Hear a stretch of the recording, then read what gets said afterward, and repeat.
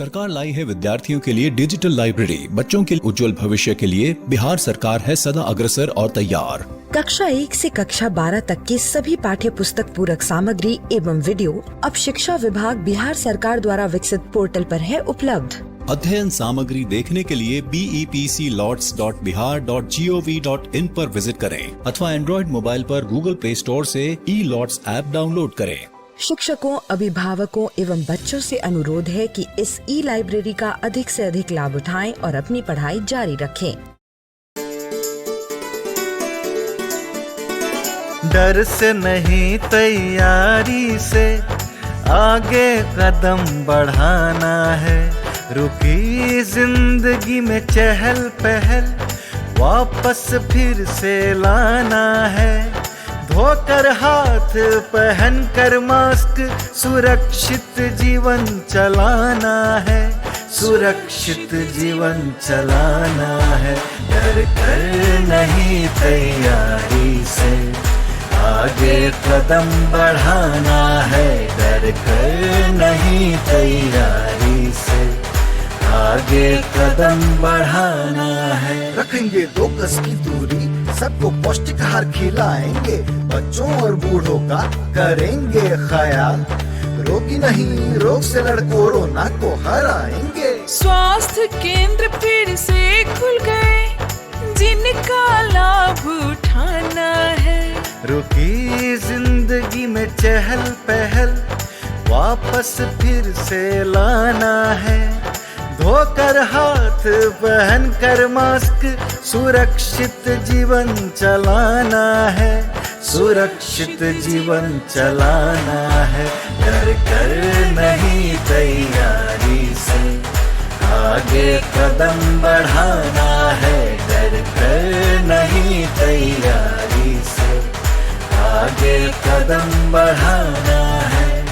टीकाकरण की शुरुआत हो गई है, पर पहले की तरह हमें मास्क लगाना और 2 गज की दूरी बनाए रखना अभी भी जरूरी है। स्वास्थ्य विभाग और सूचना एवं जनसंपर्क विभाग बिहार सरकार द्वारा जनहित में जारी। जीतेगा बिहार।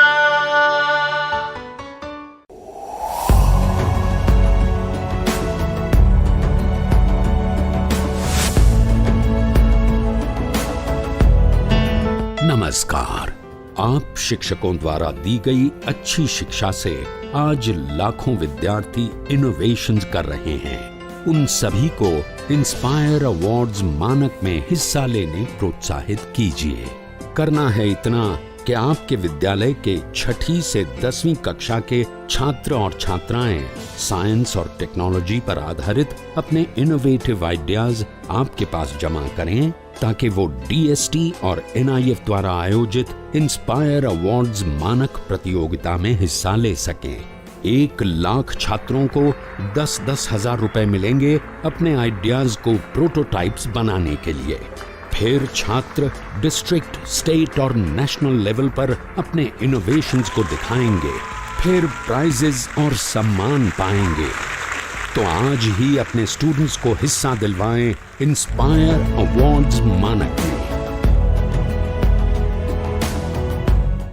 हेलो बच्चों, कैसे हैं आप और कैसी चल रही है आपकी पढ़ाई? ये तो बहुत अच्छी बात है कि हम लोग प्रतिदिन सुबह 9 बजे से 10 बजे अपनी कॉपी और कलम के साथ मेरा दूरदर्शन मेरा विद्यालय कार्यक्रम देखने के लिए तैयार रहते हैं, जहां क्लास 6 से 8 की पढ़ाई होती है और साथ साथ कुछ अन्य रोचक जानकारियां भी हमें मिलती हैं।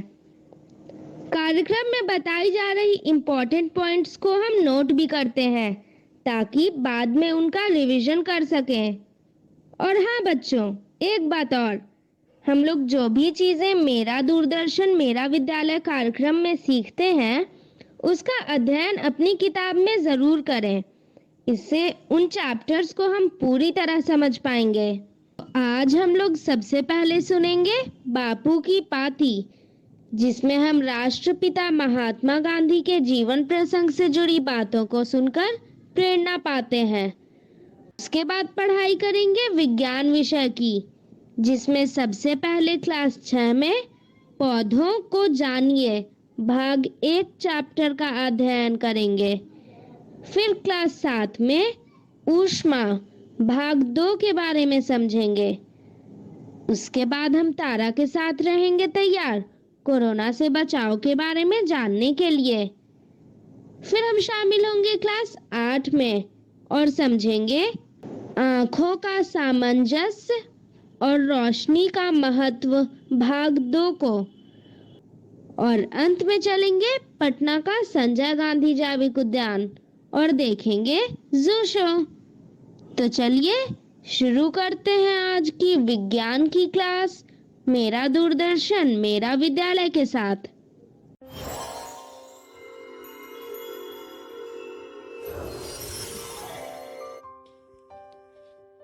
बापू की कहानी, जिसमें हम बात करेंगे महात्मा गांधी के जीवन के बारे में। पिछली बार हमने ये जाना कि पिता की मृत्यु के बाद गांधी परिवार की हालत डगमगा गई। पिता के मित्र ने यह सलाह दी कि बापू को पढ़ने के लिए विलायत भेज दिया जाए और बापू ने विलायत जाने के लिए उनकी सलाह मान ली। माँ की चिंता दूर करने के लिए मोहन ने कसम खाई कि वो विदेश में शराब और मांस को हाथ नहीं लगाएंगे और ना ही कोई गलत काम करेंगे। मोहन ने अपनी पत्नी और नवजात बेटे से विदा ली और मुंबई की तरफ निकल गए। अब तक मोड़ बनिया जाति से कोई भी विदेश नहीं गया था। मुंबई में जाति पंचायत बैठी, जिसमें मोहन से कहा गया कि वो विदेश ना जाएं, क्योंकि उनके अनुसार विदेश में धर्म की रक्षा हो ही नहीं सकती और अगर मोहन गए इसका मतलब वो आज से जात से बाहर माने जाएंगे और कोई भी उनकी मदद नहीं करेगा। मोहन के बड़े भाई ने जाति पंचायत पर ध्यान नहीं दिया और उनके विदेश जाने के लिए धन का इंतजाम कर दिया। 4 सितंबर 1887 को मोहन पानी के जहाज से इंग्लैंड रवाना हो गए। एक अनुभवी वकील ने मोहन को अपने कमरे में रख लिया था। बाकी सभी यात्री यूरोपीय थे। मोहन अंग्रेजी में बात करने में थोड़ा हिचकिचाते थे, तो वो दिन भर अपनी कोठरी में ही रहते थे। पहले दिन ही नई जगह के तौर तरीके सीखने में गलती हो गई। मोहनदास सफेद कपड़े पहने अकेले व्यक्ति थे। कुछ हिंदुस्तानी लोग मोहनदास की मदद के लिए आगे आए। इनमें मुख्य थे एक डॉक्टर प्राण जीवन मेहता। आगे चल के वे गांधी जी के प्रिय मित्र और समर्थक भी बन गए। शुरू के महीनों में तो मोहनदास बहुत दुखी थे। घोर असुविधा थी, सब कुछ पराया था। घर की याद सताती थी, खासतौर पे भोजन के समय। माँ के सामने मांस ना खाने की कसम खाई थी, लेकिन लंदन में शाकाहारी खाना बहुत बेस्वाद होता था। सिर्फ ब्रेड और उबली सब्जियां मिलती थी तीनों समय। कहाँ तो माँ के हाथ से बना स्वादिष्ट मसालेदार भोजन रोज मिलता था और अब कहाँ एक दीवान के बेटे की फांके की नौबत आ गई थी। यहाँ पैदल चलने और पढ़ने की बचपन की आदत बहुत काम आई। जितना हो सकता मोहनदास शहर में पैदल घूमते और तरह तरह का साहित्य पढ़ते। घूमते रहने की वजह से समय के साथ उन्हें लंदन में शाकाहारी भोजनालय भी मिलने लगे और यहाँ खाना खाने वालों से दोस्ती होने लगी। मोहनदास के लिए अब शाकाहार मजबूरी नहीं था, नए दोस्त बनाने का एक तरीका बन गया था। मित्र उन पर जोर डालते थे कि केवल पढ़ाई नहीं, अंग्रेजों का रहन सहन सीखना भी जरूरी है। तो अब मोहनदास जेंटलमैन बनना चाहते थे, तो उन्होंने कपड़े और महंगी टोपी सिलवाई, नाचना सीखने की कोशिश करी, वायलिन बजाना भी, बाल काढ़ना, टाई बांधना और भाषण देने की कला भी सीखनी चाहिए। मोहनदास यह सब सीख नहीं पाए, अलबत्ता इस पर खर्चा बढ़ता ही गया। उन्हें ध्यान था कि उनके बड़े भाई ने तंगी की हाल में उनकी विदेशी पढ़ाई के लिए धन का इंतजाम किया था। उन्होंने सोचा, मुझे कौन सा इंग्लैंड में जीवन बिताना है, लच्छेदार भाषण सीखकर मैं क्या करूंगा और नाच नाच कर मैं सभ्य कैसे बनूंगा। मैं तो विद्यार्थी हूँ, मुझे विद्याधन बढ़ाना चाहिए। और फिर कुछ महीनों में वो समझ गए कि फिजूल खर्ची बंद होनी चाहिए और फिर उन्होंने अपना वायलिन शिक्षिका को लौटा दिया कि वे उसे बेचकर धन लौटा सके। अपना भोजन खुद बनाने में मोहनदास ने आहार के प्रयोग करने की आदत पड़ गई। जीवन भर उन्होंने भोजन के प्रयोग किए और इससे उनका स्वास्थ्य भी ठीक बना रहा। वकालत की पढ़ाई तो आसान थी, उसे मोहनदास ने आसानी से पार कर लिया। आज के लिए इतना ही। आगे हम देखेंगे कि जब बापू वकालत पढ़ने के बाद भारत वापस आए तो उन्हें किन परेशानियों का सामना करना पड़ा।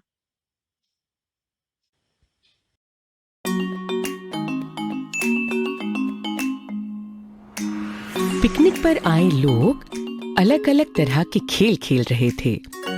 कुछ बच्चे गाने गा रहे थे, कुछ पकड़म पकड़ाई खेल रहे थे और कुछ चादर बिछाकर बातचीत कर रहे थे। पुष्पा और पंकज गेंद से पास पास खेल रहे थे। खेलते खेलते पुष्पा के हाथ से गेंद फिसलकर पास ही गुलाब के फूल पर जा लगी। अरे पुष्पा, गुलाब का पौधा कहीं टूट तो नहीं गया? देखते हैं पंकज। नहीं नहीं, पौधा सही सलामत है। पंकज ये देखो, यहाँ गुलाब के अलावा और भी छोटे छोटे फूल के पौधे हैं। ये शाख और झाड़ी प्रकार के पौधों के अच्छे उदाहरण हैं। तभी पिताजी पास आते हैं। अरे वाह पुष्पा, तुम्हें पता है कि गुलाब का पौधा एक झाड़ी है? यह मुझे भी पता है पिताजी। हमें कल की कक्षा में पढ़ाया गया है कि पौधे 4 प्रकार के होते हैं। अच्छा बताओ कौन से? शाख, झाड़ी, वृक्ष एवं लताएं भी 2 प्रकार की होती हैं। विसर्पी लताएं और आरोही लताएं। पिताजी, ये मुझे बताना था। अच्छा पंकज, एक काम करते हैं, पौधों के कुछ प्रकार तुम समझाओ और कुछ मैं समझाती हूँ। ऐसे हम दोनों को पूरी तरह समझ भी आ जाएगा और याद भी रहेगा। ठीक है, मैं शाख से शुरू करता हूँ। देखो, ये जो छोटे पौधे हैं ना, जिनका तना नाजुक होता है, इन्हें शाख कहते हैं। धनिया, पुदीना, मूली, गाजर, शलगम, गेहूं, चावल, सरसों आदि शाखों के अन्य उदाहरण हैं। बहुत अच्छे। मैं एक मजे की बात बताता हूँ। ज्यादातर शाख पौधे छोटे होते हैं, लेकिन केले का पौधा भी एक शाख है और वह काफी बड़ा होता है। अरे वाह, मुझे नहीं पता था कि केले का पौधा भी शाखों में गिना जाता है। अच्छा, अब मैं बताती हूँ झाड़ियों के बारे में। ये पौधे छोटे एवं मध्यम आकार के होते हैं और इनके तने कठोर किंतु पतले होते हैं। इनकी शाखाएं भी जमीन के पास से ही निकलना शुरू कर देती हैं। नींबू, तुलसी, गुलाब और अनार झाड़ियों के कुछ उदाहरण हैं। पौधों का अगला प्रकार है पेड़। इनके तने बेहद कठोर तथा मोटे होते हैं और शाखाएं जमीन से काफी ऊपर उठी होती हैं। आम, खजूर, नारियल आदि पेड़ों के कुछ उदाहरण हैं। बच्चों, क्या तुम जानते हो कि दुनिया का सबसे ऊंचा पेड़ रेडवुड है, जो कि 100 मीटर से भी ज्यादा ऊंचा हो सकता है, यानी लगभग 300 मंजिला इमारत से भी ऊंचा। ये पेड़ अमेरिका में पाया जाता है। क्या? इतनी ऊंची तो हमारे शहर की इमारतें भी नहीं है। एक तरफ है रेडवुड का पेड़ जो इतना ऊंचा हो जाता है और दूसरी तरफ है विसर्पी लताएं जो जमीन से ऊपर ही नहीं उठती। लताओं के तने कोमल होते हैं पुष्पा, इसीलिए ये जमीन पर ही इधर उधर फैल जाती हैं। कद्दू, तरबूज, खरबूजा आदि विसर्पी लताओं के उदाहरण हैं। तरबूज, खरबूजे और आम के बारे में सोचकर तो मुंह में पानी आ गया। अच्छा, क्या लौकी के बारे में सोचकर भी मुंह में पानी आता है? लौकी मैं तुम्हें खिलाऊंगा, मुझे नहीं पसंद। मुझे तो पसंद है। ये पौष्टिक फल जो हम सब्जी की तरह पकाकर खाते हैं, हमें आरोही लताओं से मिलता है।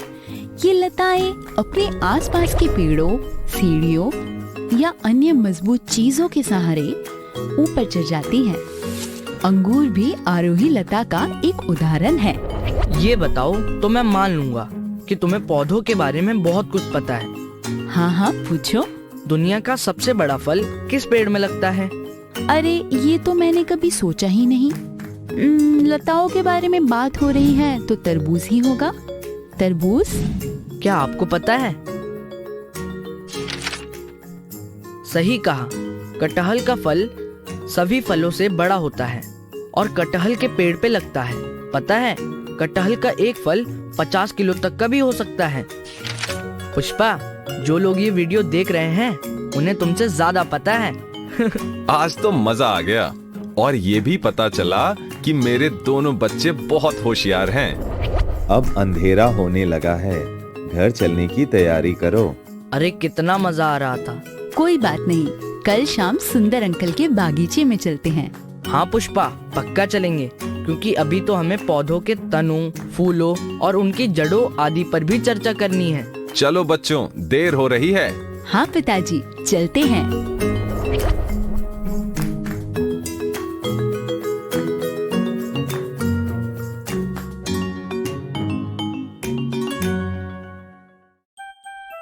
ऊष्मा भाग 2।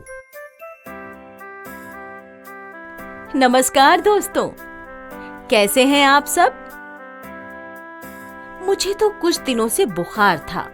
डॉक्टरी थर्मोमीटर पर तापमान 100 डिग्री सेल्सियस था, जो सामान्य से 2 डिग्री सेल्सियस ऊपर है। क्या आप सबको हमारे शरीर का सामान्य तापमान याद है? हाँ, मानव शरीर का सामान्य तापमान 37 डिग्री सेल्सियस या 98.4 डिग्री फ़ारेनहाइट होता है।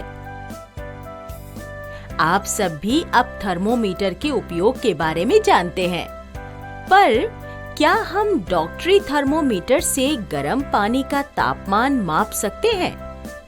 गर्म चीजें ठंडी और ठंडी चीजें गर्म कैसे हो जाती हैं? आइए इस कहानी के माध्यम से ऐसे ही कुछ सवालों के जवाब ढूंढते हैं। इस कहानी के उद्देश्य हैं: क. प्रयोगशाला तापमापी, ख. ऊष्मा का प्रवाहित होना, ग. चालक और कुचालक। रवि बेटा, जल्दी से दूध पी लो, नहीं तो ठंडा हो जाएगा।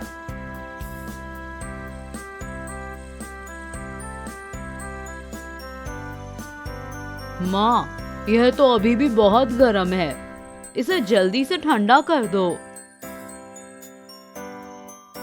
माँ, क्या हम थर्मोमीटर से इस दूध का तापमान माप सकते हैं? नहीं रवि, ये खतरनाक हो सकता है। डॉक्टरी थर्मोमीटर सिर्फ शरीर का तापमान मापने के काम आता है। पानी का ताप, दूध का ताप या मौसम का ताप, इन सब के लिए प्रयोगशाला थर्मोमीटर होता है। आपने इस ग्लास को ठंडे पानी में रखा और यह कुछ ही देर में ठंडा हो गया, और देखो अब यह पानी थोड़ा गर्म हो गया है। क्या इसका मतलब है कि ऊष्मा यानी कि हीट गर्म से ठंडे की तरफ जाती है? हाँ, सही बोले तुम रवि। ऊष्मा गर्म से ठंडे की तरफ प्रवाहित होती है। क्या यही वजह है कि कल मेरी आइसक्रीम पिघल गई थी? हाँ बच्चों, ऊष्मा गर्म वस्तु से ठंडी वस्तु की तरफ प्रवाहित होती है। रवि, ये लो तुम्हारी विज्ञान की किताब। कल टीचर जी से बहुत सारे सवालों के जवाब पूछने पड़ेंगे। क्यों? क्या हुआ? क्या समझ नहीं आया तुम्हें? मेरे ऊष्मा के अध्याय में कई सवाल हैं। रवि बेटा, जरा सब्जी में करछी तो घुमा दो। ओह, यह करछी तो कितनी गर्म है। बेटा, वहाँ एक लकड़ी की करछी रखी है, वह ले लो। अरे, ये लकड़ी की चम्मच तो गर्म नहीं है, पर वो स्टील की चम्मच कितनी गर्म थी। हाँ, इसके बारे में हमारी विज्ञान की किताब में भी लिखा है। पर इसका कारण क्या है? चल रमेश, एक प्रयोग करते हैं। हम कुछ अलग अलग धातुओं से बनी चीजें लेते हैं और एक एक करके गर्म पानी में डालते हैं। देखते हैं कि कौन सी चीज पर ऊष्मा का क्या प्रभाव होता है। बच्चों ठहरो, मैं पानी गर्म कर देती हूँ। यह देख रमेश, मैंने यह लकड़ी की चम्मच, स्टील की चम्मच, यह कैंची, ये प्लास्टिक का स्केल और यह चीनी मिट्टी की चम्मच लिया है। चल इन सबको पानी में डाल देते हैं। ये देख रवि, स्टील की चम्मच कितनी गर्म हो गई और ये प्लास्टिक, लकड़ी और चीनी मिट्टी की चीजें तो गर्म ही नहीं हुई है। यह लोहे से बनी कैंची तो कितनी गर्म हो गई है। हाँ रमेश, मैंने देखा कि जब हम बगीचे में खेलते हैं तो वह लोहे की फिसल पट्टी भी तो कितनी गर्म हो जाती है। तो इसका मतलब है लकड़ी, प्लास्टिक आदि में एक सिरे से दूसरे सिरे तक ऊष्मा प्रवाहित नहीं होती है और स्टील, लोहा में ऊष्मा प्रवाहित होती है। सही निरीक्षण है। शाबाश बच्चों। जिन वस्तुओं में ऊष्मा प्रवाहित होती है उन्हें चालक यानी कंडक्टर्स कहते हैं और जिन वस्तुओं में ऊष्मा प्रवाहित नहीं होती उन्हें कुचालक यानी इंसुलेटर्स कहते हैं। अच्छा, तभी कई बर्तनों के हैंडल यानी पकड़ने का स्थान प्लास्टिक के होते हैं ताकि जब बर्तन में कोई गर्म चीज पक रही हो तो उसका पकड़ने का स्थान गर्म ना हो और हमारे हाथ ना जलें। हाँ, सही कह रहे हो। सूरज भी तो कितनी गर्मी देता है और उसकी वजह से हवा और नदी, समुद्र आदि का पानी गर्म हो जाता है। तो क्या हवा और पानी ऊष्मा के चालक हैं या कुचालक?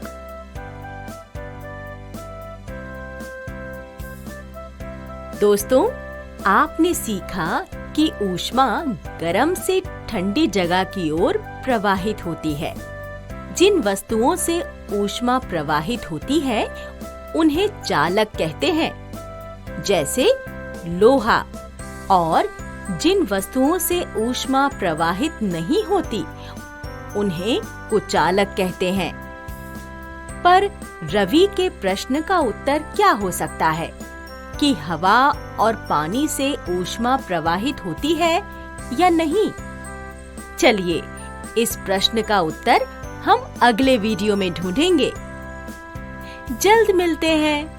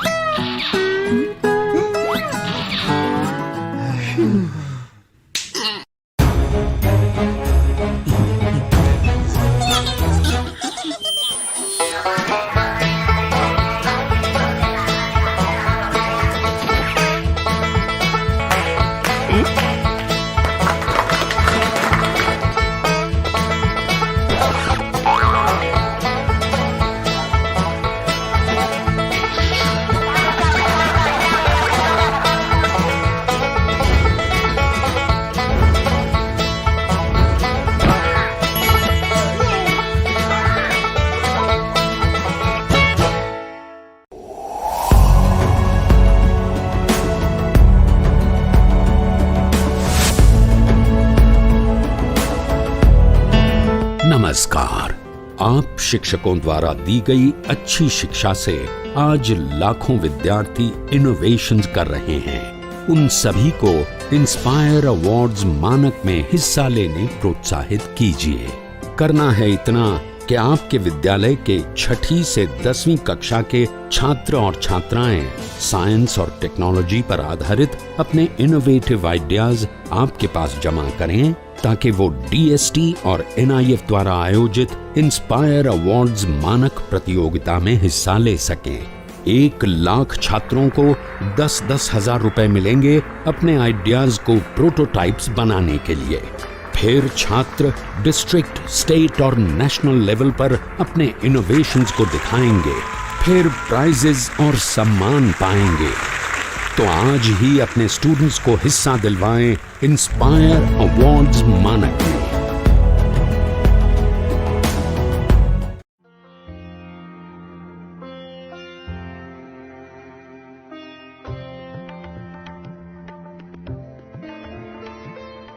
सानिया, ये एक 13 साल की 8वीं क्लास में पढ़ने वाली लड़की है, जिसे नई नई चीजों के बारे में जानना पसंद है।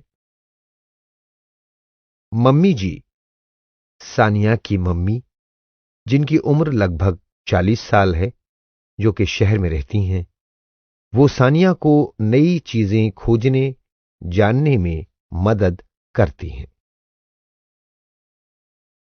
कबीर, सानिया का बड़ा भाई, जिसकी उम्र 14 साल है, वो 9वीं क्लास में पढ़ता है और सानिया को नई नई चीजें समझने में मदद करता है।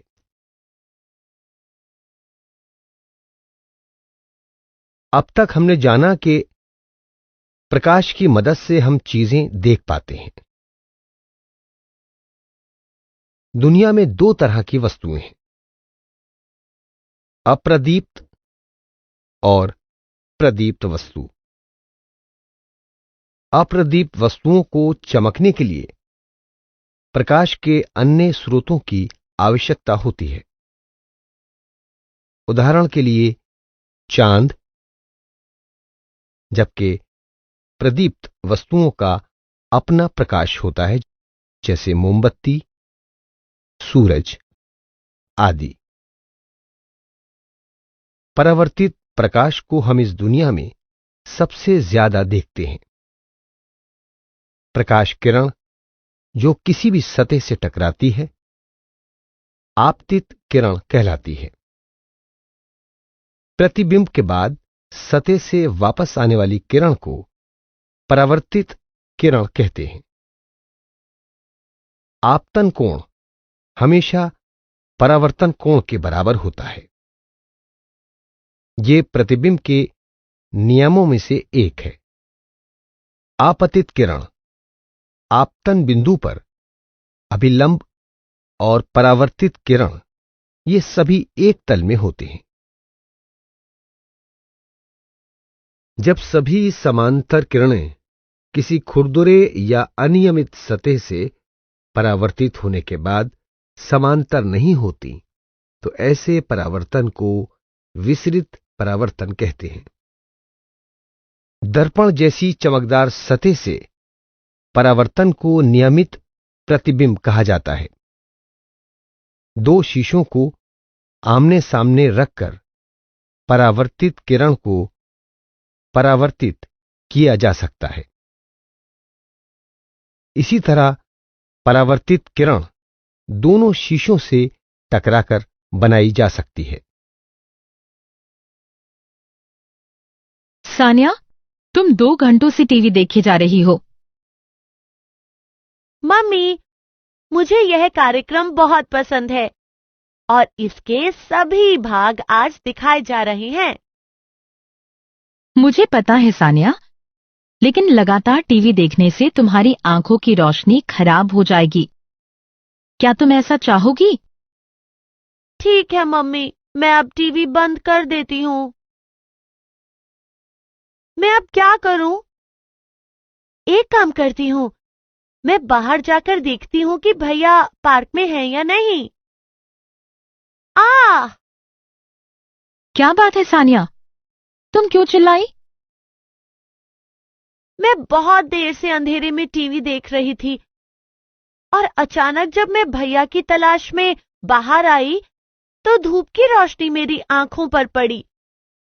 मुझे ऐसा लगा जैसे मैं एक पल के लिए अंधी हो गई। ओह, थोड़ी देर के लिए अपनी आंखें बंद करो और शांत हो जाओ। थोड़ी देर में सब ठीक हो जाएगा।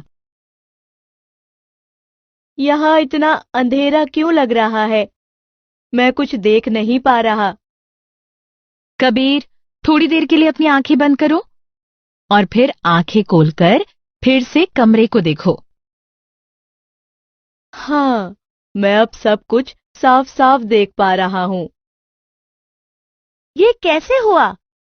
जब मैं एक अंधेरी जगह से एक रोशनी वाली जगह पर गई, तब कुछ देर तक मैं कुछ नहीं देख पाई और जब भैया एक रोशनी वाली जगह से अंधेरे में आया, तब वह कुछ देर तक कुछ नहीं देख सका। मुझे पता है कि क्या हुआ था।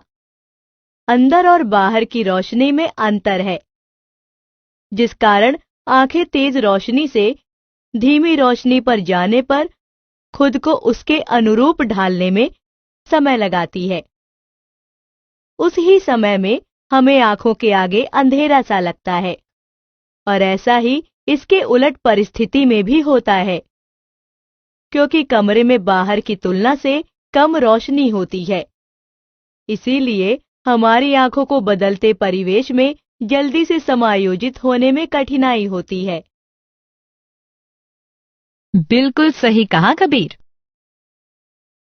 हमें रोशनी और आंखों के बारे में और भी जानकारियां पता लगानी है ना सानिया? हाँ भैया, आइए ढूंढते हैं। ये देखिए भैया, किताब में लिखा है कि परितारिका नाम की मांसपेशी हमारे आंखों में पहुंचने वाली रोशनी की मात्रा को नियंत्रित करती है। हाँ, यह सही है। यहाँ देखो कि ये कैसे ऊपर और पास से दिखता है जब परितारिका आंखों में रोशनी जाने देती है। दोस्तों, क्या आप बता सकते हैं कि परितारिका आंखों में कब ज्यादा रोशनी जाने देती है और कब कम जाने देती है? आप सोचने के लिए 2 मिनट का समय ले सकते हैं। इसके लिए आप एक प्रयोग कर सकते हैं। एक अंधेरे कमरे में थोड़ी देर बैठें और फिर धूप में बाहर निकलें। अपने दोस्त से यह देखने के लिए कहें कि प्रत्येक स्थिति में आपकी परितारिका कितनी खुली है। भैया, तुमने देखा होगा कि कितने फोटोग्राफर बड़े बड़े लेंस लगाते हैं अपने कैमरे पर, जो कि बहुत महंगे होते हैं। हाँ, इसीलिए हमारी आंखों को अच्छी देखभाल की जरूरत है, वरना हमारी आंखों का इलाज होना बहुत मुश्किल और महंगा है। और कई बार जब हमारी आंखों की रोशनी चली जाती है तो उसे दोबारा पाना बहुत मुश्किल है।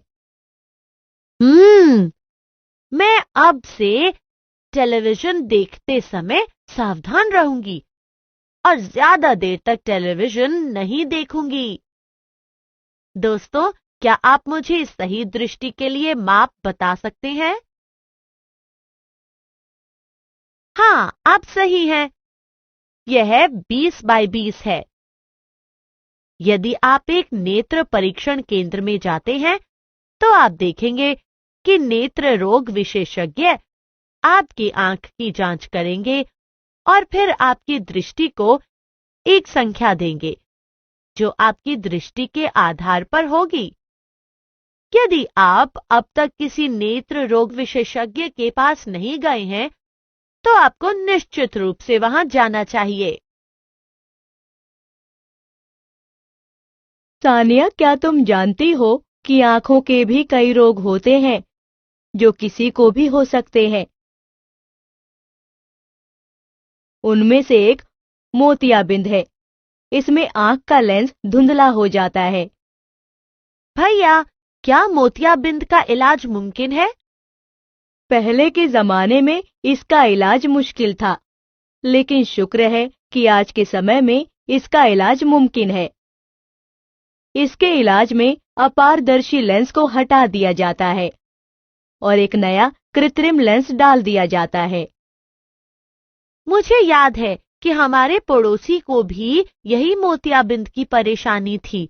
भैया, क्या आप जानते हैं, हमारे शिक्षक कह रहे थे कि यदि हम सब्जियां, फल, विटामिन ए से भरपूर भोजन जैसे पालक, उचित आहार जैसे गाजर खाते हैं, तभी हमारी आंखों की रोशनी बेहतर बनी रहती है। सीधी धूप भी हमारी आंखों के लिए खराब है। हाँ, इसके अलावा हमारे स्कूल में योग शिक्षक ने कुछ अच्छे नेत्र व्यायाम भी सिखाए हैं। ये व्यायाम हमारी आंखों की मांसपेशियों को मजबूत और स्वस्थ रखने में मदद करते हैं। लेकिन जो लोग देख नहीं सकते, वो अपना काम कैसे करते होंगे? असल में उनके लिए यह मुश्किल है, लेकिन आधुनिक तकनीक और ब्रेल दृष्टिहीन लोगों को काम करने में मदद करती है। सामान्य भाषाओं, गणित और वैज्ञानिक संकेतन के लिए ब्रेल कोड है।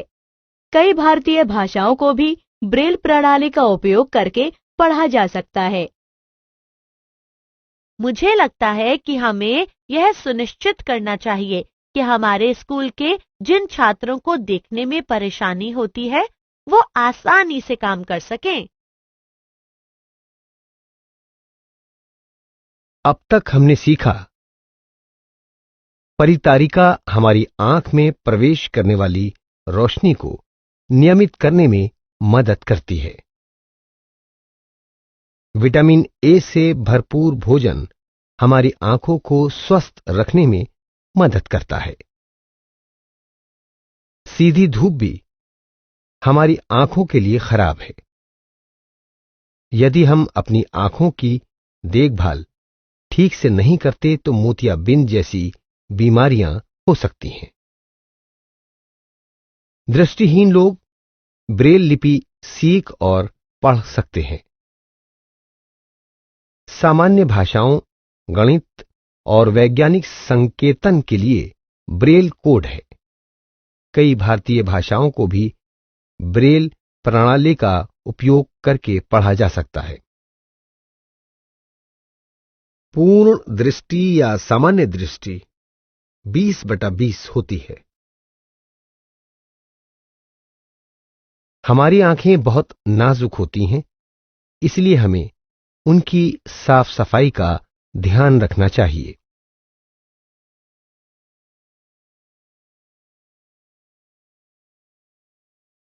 तो बच्चों, जैसा कि मैंने पहले ही बताया था कि आज हम लोग शुरू करेंगे जू शो। तो चलिए शुरू करते हैं।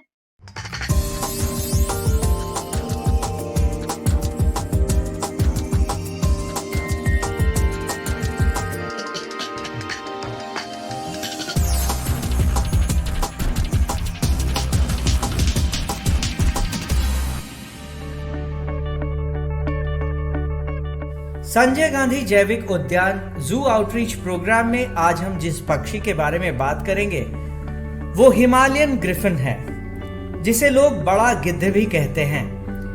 ये एक बड़े आकार का फीके पीले रंग का गिद्ध होता है जो सारे हिमालयी क्षेत्र में पाए जाते हैं।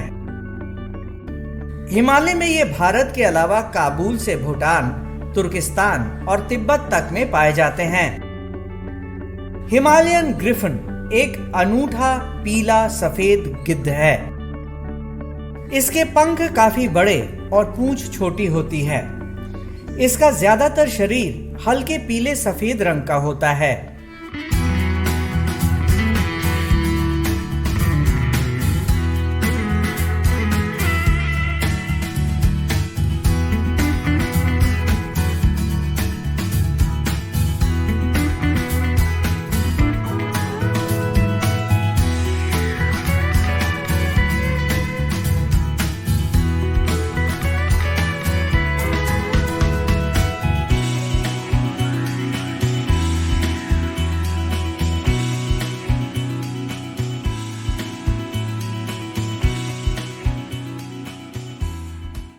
इन्हें हिमालय में 1200 से 5000 मीटर तक की ऊंचाई पर देखा जा सकता है। इसमें नर और मादा दोनों एक जैसे ही दिखते हैं। ये गिद्ध दिन के समय सक्रिय होते हैं। इस दौरान ये आसमान में काफी ऊंचाई पर उड़ते हुए मरे जानवर को देखकर एक समूह में उसे खाने के लिए आते हैं। इनकी दृष्टि काफी तेज होती है और आसमान में काफी ऊंचाई से मरे हुए जानवरों को देख लेते हैं। नर व मादा मिलकर चूजों को पालते हैं। मादा एक ही अंडा देती है। गिद्ध की ये प्रजाति भी धीरे धीरे कम हो रही है। इसकी औसत आयु 20 से 35 वर्षों तक होती है और इनका गर्भकाल 58 दिनों का होता है। ये इसलिए भी इम्पोर्टेंट है क्योंकि इनको नेचुरल स्कैवेंजर कहा जाता है। ये स्कैवेंजिंग का काम करते हैं। जो भी कार्कासेस हैं या वाइल्ड में हो या लाइव स्टॉक के होते हैं उसको ये स्कैवेंजिंग करके खाते हैं, जिसके कारण नेचर हमेशा क्लीन बना रहता है। काफ़ी बड़े होते हैं, लगभग इनका जो हाइट होता है वो 3.5 फीट तक पहुंच जाता है। ये लगातार नहीं उड़ सकते हैं, लेकिन ये काफ़ी ऊंचाई तक उड़ते हैं। जो इनका मैक्सिमम अल्टीट्यूड है जिस पे ये फ्लाई करते हैं, जो मिनिमम अल्टीट्यूड मतलब इससे ऊपर ही उड़ेंगे, ये लगभग 1200 मीटर है। इसके ऊपर ही ये ज़्यादा पाए जाते हैं।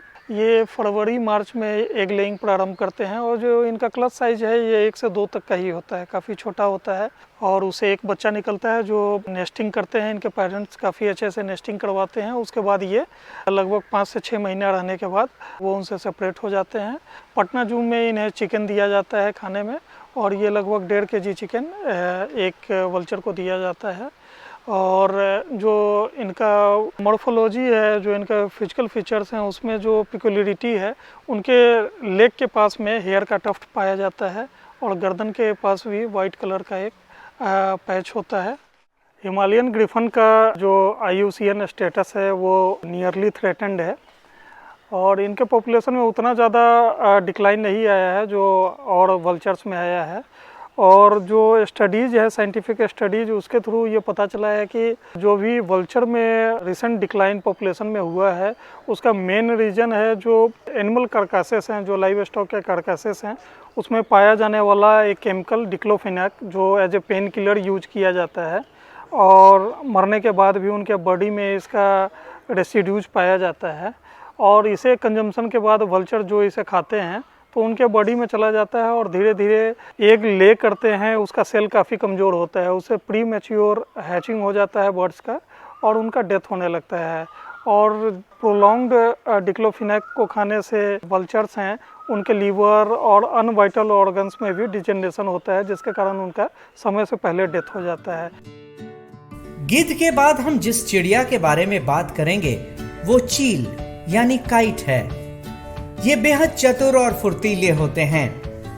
इनके शरीर के ऊपरी हिस्से का रंग भूरा और आंख के पीछे एक काला धब्बा और बाहर का पंख हल्के काले रंग का होता है।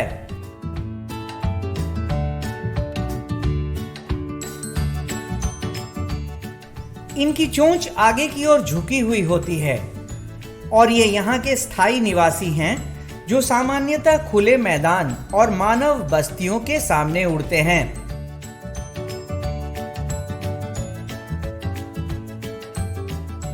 ये शिकारी पक्षी होते हैं जो ऊपर से ही अपने भोजन की तलाश करते हैं और जब इन्हें अपना भोजन दिख जाता है तो बहुत तेजी से उस पर झपट्टा मारकर लेकर उड़ जाते हैं। ये सर्वभक्षी होते हैं जो छोटे पक्षी, चूहे और मरे हुए जानवर खाना पसंद करते हैं।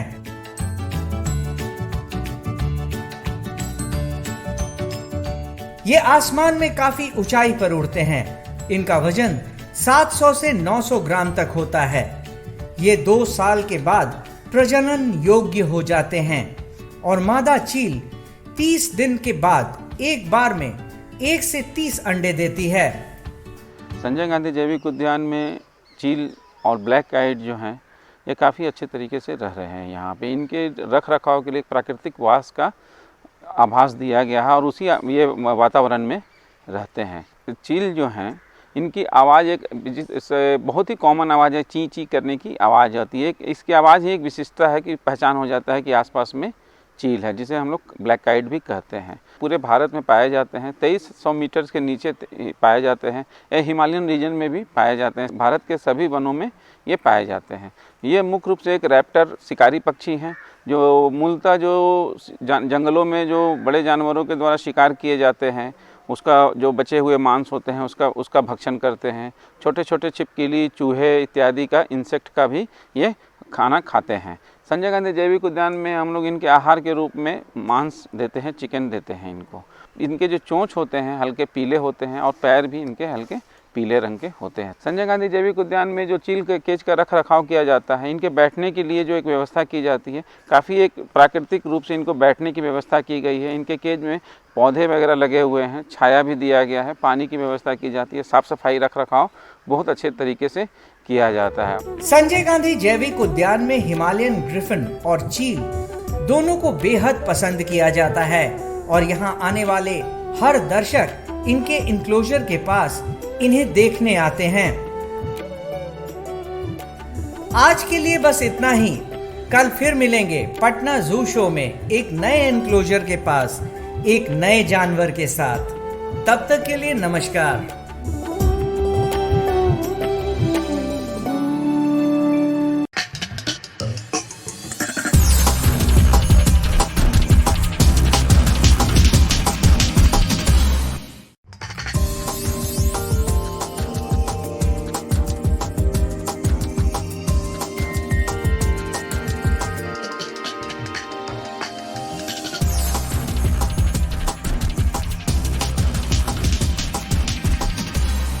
संजय गांधी जैविक उद्यान जू आउटरीच प्रोग्राम में आज हम जिस पक्षी के बारे में बात करेंगे वो उड़ तो नहीं सकता, लेकिन दुनिया का सबसे तेज रफ्तार में दौड़ने वाला पक्षी है। जी हां, बात कर रहे हैं शुतुरमुर्ग की। शुतुरमुर्ग दुनिया का सबसे बड़ा पक्षी है, जिसकी गर्दन ऊंट की तरह लंबी होती है। शुतुरमुर्ग पक्षियों की सबसे बड़ी जीवित प्रजातियों में से है और किसी भी अन्य जीवित पक्षी प्रजाति की तुलना में सबसे बड़े अंडे देती है। ये पटना जू में पाया जाने वाला ऑस्ट्रिच जो है दूसरा फ्लाइटलेस बर्ड है। कैसुअरी भी पटना जू में है। जो ऑस्ट्रिच की आंखें होती हैं वो टेरेस्ट्रियल एनिमल्स में सबसे बड़ी होती हैं। इसकी एक खासियत ये भी है और इनका बड़ा ही लंबा ये गर्दन होता है और एक आकर्षण का केंद्र होता है। जब ये किसी भी चीज़ को खाते हैं उसके बाद ये अपना गर्दन ऊपर करके इसको निगलने का प्रयास करते हैं, तो ऊपर से स्पष्ट रूप से उनके नली के द्वारा इसे नीचे उतरते हुए भी देखा जा सकता है। ऑस्ट्रिच है, इनके अंडों को खाया भी जाता है। बहुत से कंट्रीज में इनके अंडे एक डेलिकेसी के रूप में यूज किए जाते हैं। इसके अतिरिक्त इनकी फार्मिंग भी होती है और स्किन और हाइड वगैरह से वेरियस लेदर के प्रोडक्ट्स बनाए जाते हैं। लंबे पैर और गर्दन वाला शुतुरमुर्ग मुख्य रूप से अफ्रीका में पाया जाता है। यह मुख्य रूप से मैदानी और मरुस्थलीय क्षेत्र में रहता है। घास फूस, छोटे पौधे, बीज, कीड़े मकोड़े इसके मुख्य आहार हैं।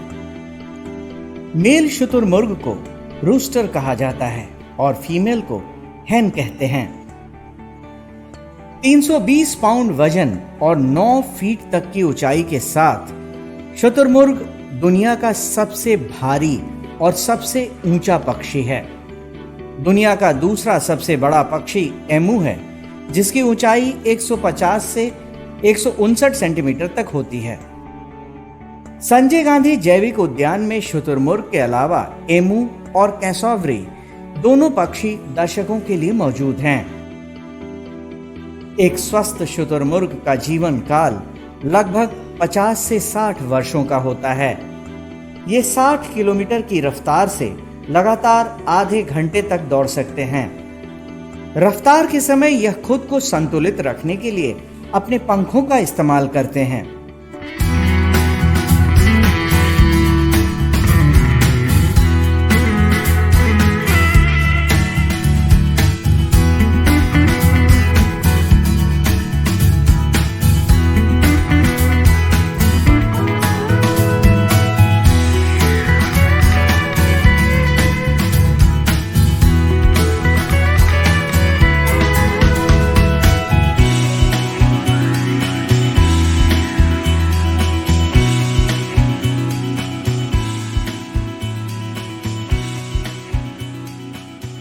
मादा शुतुरमुर्ग का गर्भकाल लगभग 42 दिनों का होता है। इसके अंडे का आकार 6 इंच लंबा और 5 इंच चौड़ा होता है। ये साल में ऐसे 60 अंडे दे सकती है। इसके अंडे से 40 दिनों में चूजे बाहर आते हैं। एक अंडे का वजन 1.5 किलोग्राम तक होता है। शुतुरमुर्ग का एक अंडा मुर्गी के 24 अंडे के बराबर होता है। शुतुरमुर्ग में देखने की क्षमता काफी तेज होती है। ये दिन के समय 3 से 3.5 किलोमीटर दूर स्थित वस्तु को आसानी से देख सकते हैं। इनमें सुनने की शक्ति भी गजब की होती है। तेज दृष्टि और श्रवण शक्ति इन्हें शिकारियों से बचने में काफी मदद करती है। शुतुरमुर्ग समूह में रहना पसंद करते हैं। इनके समूह को फ्लॉक कहा जाता है। सामान्यतः एक फ्लॉक में 10 तक सदस्य होते हैं। शुतुरमुर्ग 2 वर्ष की उम्र में प्रजनन योग्य हो जाते हैं। विगत वर्ष 2 शुतुरमुर्ग चेन्नई के वेंडालूर जू से लाए गए हैं। इन्हें दिन में 2 बार खाना दिया जाता है। सुबह के खाने में इन्हें चना, मूंग, गेहूं, मकई, फुला हुआ और बर्ड मेस दिया जाता है। और इनके शाम के खाने में पालक का साग, केला और आटा रोटी, पपीता, टमाटर इत्यादि दिया जाता है। साफ़ सफाई में इनके इंक्लूज़र में पत्तों की साफ़ सफाई, इनके पानी की रोज़ सफाई होती है। जहाँ पे इन्हें खाना दिया जाता है उनका रोज़ साफ़ सफाई होता है। इनकी एक्टिविटी से यह स्पष्ट हो जाता है कि यह अस्वस्थ है, जिसकी सूचना पशु चिकित्सक पदाधिकारी को दी जाती है। संजय गांधी जैविक उद्यान में शुतुरमुर्ग अपने इन्हीं विशेषताओं और खूबसूरती के कारण दर्शकों को बेहद पसंद हैं और यहाँ आने वाला हर दर्शक इनके एनक्लोजर के पास इन्हें देखने जरूर जाता है। आज के लिए बस इतना ही। कल फिर मिलेंगे पटना जू शो में एक नए एनक्लोजर के पास एक नए जानवर के साथ। तब तक के लिए नमस्कार।